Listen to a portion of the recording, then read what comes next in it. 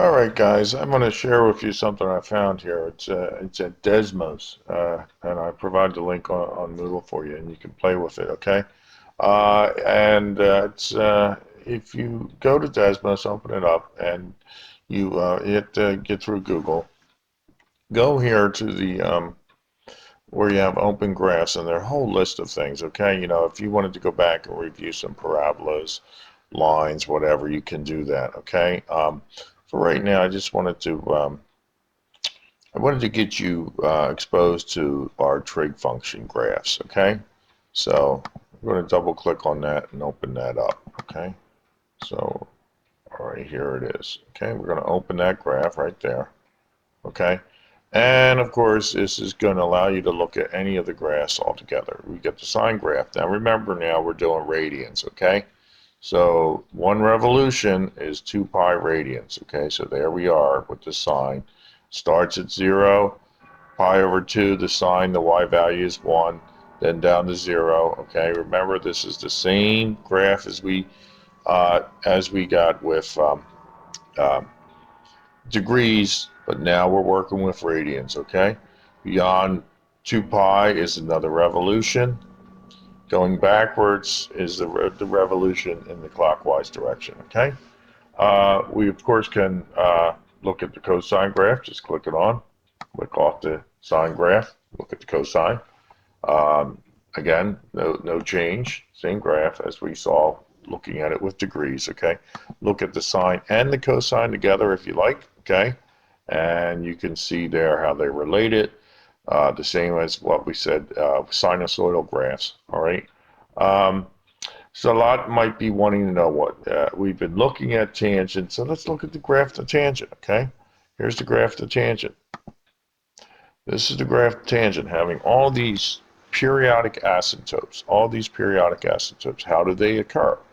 Remember, what is the tangent defined as? The tangent is defined as, okay, the sine over the cosine. So at 0 radians, the sine is 0. Okay, the cosine is 1. Okay, so 0 over 1 is 0. Okay, here we go. We know that the sine and the cosine intersect at 1. They intersect at root 2 over 2. So if you take the sine value in the orange divided by the cosine value in blue there, that ratio is 1. Okay, so the sine and the cosine is 1 right there. Okay, up to 40 where they are intersecting. Okay, so on and so forth. Somewhere here now. Okay, we got an asymptote occurring. Why do we have an asymptote occurring? Because at pi over 2, okay, at pi over 2, the sine is the sine is 1 and the cosine is 0. Division by 0 is undefined, but that causes this asymptote to occur. We get another asymptote occurring down the line here. We got a ratio 1. We'll look at this a little bit more later, but I wanted to clarify for you because you wanted to understand why we're getting all this undefined values for the tangent. Okay, so that's your tangent. All right. Your cotangent is oriented again with these periodic asymptotes in play. And why is that? Well, again, cotangent is the cosine over the sine. So at 0, the cosine is of course 1. The sine is 0. Division by 0 results in this asymptote. All right, and you keep getting those asymptotes periodically.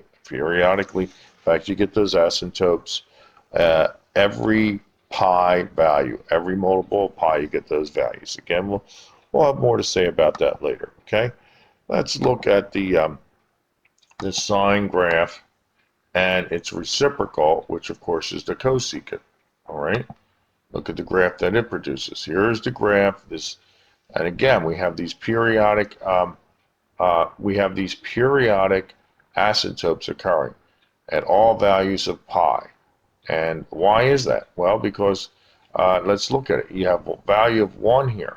That's at pi over 2. Okay, why is the value 1? Well, the sine is 1, the reciprocal of 1 is 1. Okay, over right here, okay, we're going to have a value at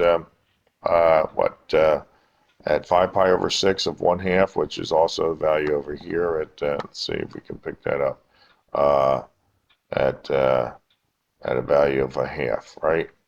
The value of 1/2 right about 5 pi over 6 is about there, okay? And then what's the reciprocal of 1/2? Well, the reciprocal of the 1/2 is 2. So the corresponding cosecant graph is valued at 2 there. Likewise over here. What about here? 1 over 0 is undefined, giving you those asymptotes. So there's those periodic graphs of the cosecant. Take away the sign, and you see that the cosecant is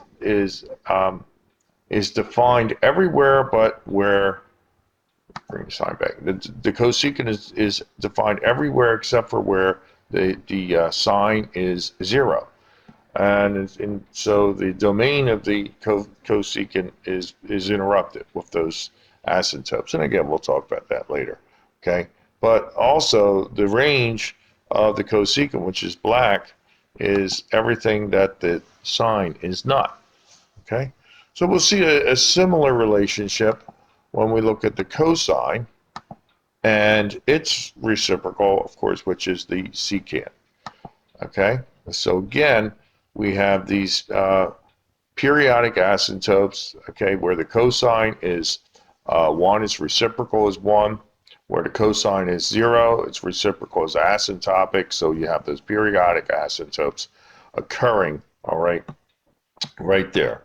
So, you know, we'll have a lot more to say about these graphs later, but, you know, I know some of you were curious about the graphs because of all those undefined values, and that's exactly where they come from. So sine graph, of course, you remember, but the sine graph and its reciprocal right there, the cosine graph and its reciprocal right there, okay. The tangent graph, which of course comes from the sine over the cosine right here, okay. And the cotangent graph, which comes from the cosine over the sine, which is right here, okay. We'll be generating more of these graphs, but for now, we just get an understanding of basically of how they're formed. More details coming your way. Check out this Desmos site. It's pretty cool. You can learn a lot from it, okay. So there you have it, all right. And I'm going to try to put this to a stop right now. So here we go. Okay, there's the calculator, and here's the stops at that right now.